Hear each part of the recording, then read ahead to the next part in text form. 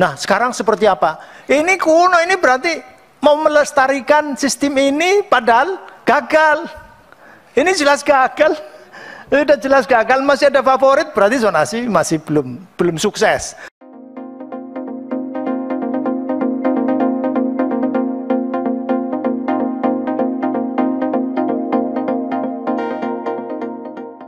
Contohnya persis yang disampaikan itu tidak adilan. Bagaimana misalnya di sebuah kota titipan itu terjadi, Pak, dan titipan itu jadi dari anggota DPRD, dari kejaksaan, ya gini semuanya. Mungkin tidak terpantau, tapi kita memantau itu semuanya.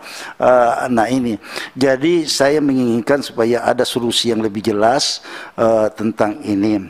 Ketika kita berkomitmen untuk melakukan pemerataan kualitas pendidikan dengan model zonasi, apakah kemudian ada upaya yang terukur untuk bagaimana meningkatkan kualitas sekolah di zonasi yang ada? Ini yang seringkali, mohon maaf, kenapa dulu saya termasuk yang meminta data program bantuan DAK atau DAO untuk sekolah-sekolah di Dapil itu dalam rangka itu sebenarnya. Karena temuan kami di Dapil setiap tahun itu lagi yang diajukan. Di zonasi yang lain kursinya nggak nambah, semuanya nggak nambah, tapi ada di zonasi yang lainnya lagi nambah terus. Tentu saya misalnya sebagai orang tua tentu nggak mau anak saya di sekolah yang jelek kan gitu. Apalagi nanti punya niat untuk nguliain kan gitu. Ada perguruan tinggi tertentu dan sebagian banyak yang hanya mau menerima siswa-siswa dari sekolah SMA tertentu. Karena dia lihat grade seperti itu. Nah, apakah upaya itu dilakukan? Saya mengikuti tadi, karena ada kegiatan, saya mengikuti dari TV Monitor, pembicara-pembicaraan tadi Sekjen. Ini jadi masalah, tiap tahun ini masalah besar di daerah-daerah. Ya, jadi ini jadi rebutan. Dan ini bagian dari rezeki oknum-oknum kantor pemerintahan desa, kelurahan, ya, kecamatan, ini oknum-oknumnya panen ini.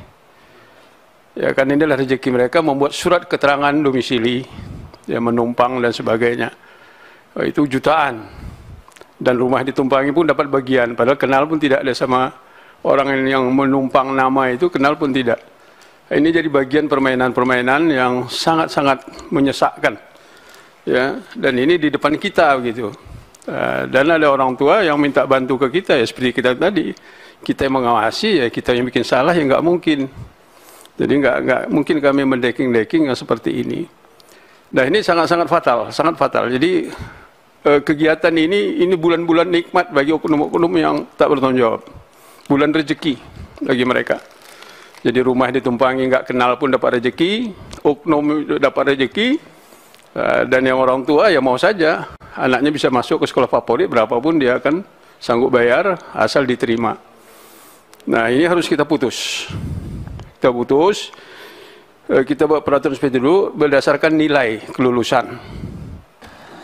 PPDB, kalau PPDB maksud dan tujuan dari PPDB ini kan PPDB, zonasi, maksud dan tujuannya kan dengan sistem zonasi diharapkan mampu menghilangkan ketimpangan kualitas pendidikan melalui penghapusan status sekolah-sekolah terutama negeri favorit.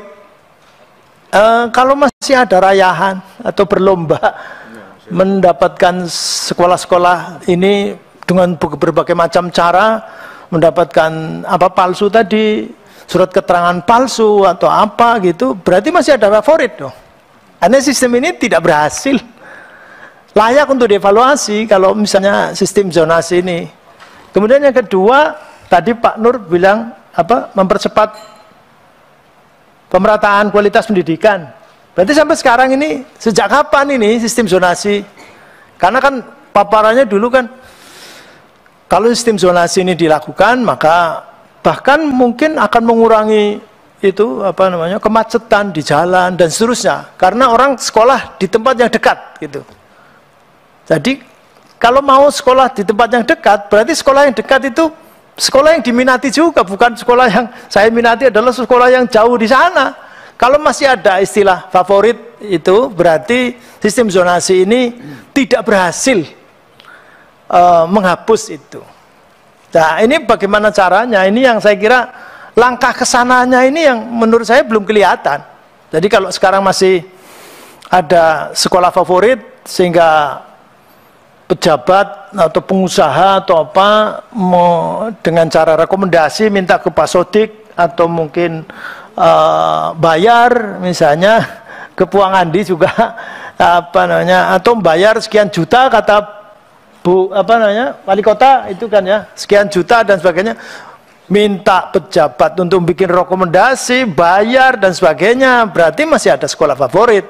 Pemberantasan sekolah favorit belum berhasil, dan berarti yang kedua pemerataan kualitas pendidikan belum berhasil. Mestinya ada progres. Yang tadinya diincar cuma 1, selanjutnya yang diincar 3 atau 5, begitu ada jadi ada perubahan. Tapi kalau sama terus itu, di sini akhirnya yang berlaku adalah fungsi pengawasan.